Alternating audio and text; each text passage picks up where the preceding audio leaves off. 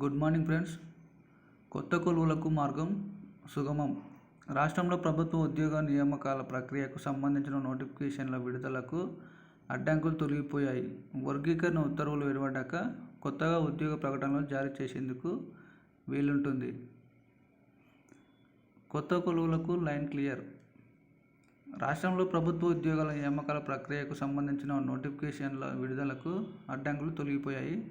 ముఖ్యంగా ఎస్సీ వర్గీకరణ ప్రక్రియ పెండింగ్లో ఉండడంతో గత కొన్ని నెలలుగా కొత్తగా ఉద్యోగ ప్రకటనలు వెలువడలేదు. సుప్రీంకోర్టు తీర్పునకు అనుగుణంగా ఎస్సీ వర్గీకరణ కోసం రాష్ట్ర ప్రభుత్వం ప్రత్యేకంగా నియమించిన జస్టిస్ షమీమ్ అఖ్తర్ ఏకసభ్య కమిషన్ ఇటీవల రాష్ట్ర ప్రభుత్వానికి నివేదిక సమర్పించింది.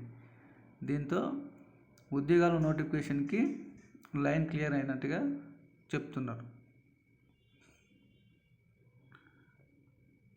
10 రోజుల్లో గ్రూప్ 1 ఫలితాలు. రాష్ట్రంలో 563 గ్రూప్ 1 పోస్టుల భర్తీకి నిర్వహించిన ప్రధాన పరీక్షల జవాబుపత్రాల మూల్యాంకనం ముగిసింది. అభ్యర్థులు సాధించిన మార్కుల ఆధారంగా 1:2 నిష్పత్తిలో మెరిట్ జాబితా వెల్లడికి టీజీపీఎస్సీ తుది పరిశీలన కొనసాగిస్తుంది. వారం 10 రోజుల్లో ఫలితాలు వెల్లడించే అవకాశం ఉన్నది. అనంతరం ఆయా అభ్యర్థుల ధృవీకరణ పత్రాల పరిశీలన ఉంటుంది. గ్రూప్ 1 ప్రధాన పరీక్షకు 21,093 మంది హాజరయ్యారు. దీని ప్రకారం ఒక్కో పోస్టుకు దాదాపు 38 మంది పోటీ పడుతున్నారు. ఈ పోస్టుల నియామకాలు పూర్తయ్యాకే గ్రూప్ 2, ఆ తర్వాత గ్రూప్ 3 పరీక్షల ఫలితాలు వెల్లడించాలని కమిషన్ భావిస్తుంది. తద్వారా ఆయా పోస్టుల్లో బ్యాక్లాగ్లు లేకుండా అర్హులైన వారికి ఉద్యోగ అవకాశాలు కల్పించేలా చర్యలు తీసుకుంటుంది. గ్రూప్ 1 ప్రధాన పరీక్షల్లో అభ్యర్థులు సాధించిన మార్కుల వివరాలను టీజీపీఎస్సీ వెబ్సైట్లో పొందుపరచనున్నట్లు ఉద్యోగ ప్రకటనలోనే కమిషన్ పేర్కొంది.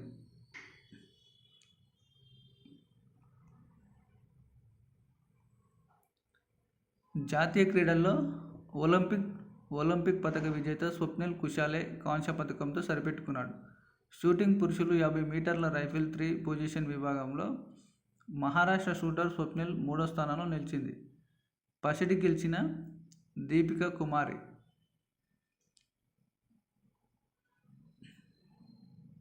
ఉత్తరాఖండ్లో జరుగుతున్నటువంటి 38వ జాతీయ క్రీడల్లో ఈ పతకాలు గెలవడం జరిగింది.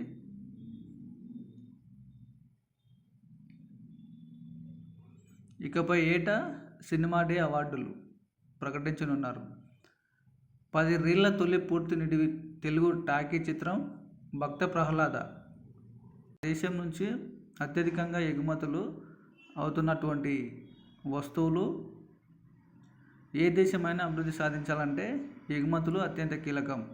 2047 నాటికి భారత్ను అభివృద్ధి చెందిన దేశంగా నిలబెట్టాలని కేంద్రం సంకల్పించింది.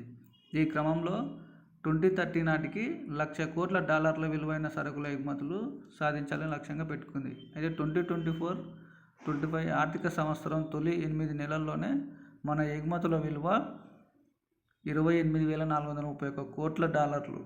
ఇందులో కీలక విభాగాల్లో ఎగుమతులు ఎంతంటే ఎలక్ట్రానిక్ వస్తువుల్లో $2,254 కోట్ల, ఔషధ ఫార్మాలు $1,920 కోట్ల, టెక్స్టైల్ $2,330 కోట్ల.